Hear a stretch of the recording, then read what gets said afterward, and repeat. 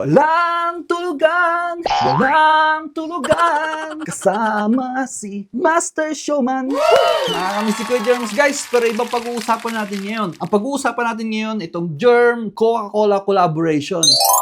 Pwedeng pang regalo to. Tignan nyo naman yan. Oh Look my guys, meron God! siyang ganito sa ilalim mo, para pag pinatong mo, hindi siya mag-i-slide. Itong thermos cup na to guys, pwedeng hot and cold. Tapos check natin sa loob. Itong takip niya guys, pwede nyo rin siyang gawing baso. Tapos guys, kapag bubuksan nyo siya, pipindutin nyo lang to. Ayan, tapos dito ka nainom. Ayan o. Nice! Tapos kung ayaw nyo naman ganun guys, buksan nyo lang to. Tapos ayan na siya. Ayan, tingnan yung loob.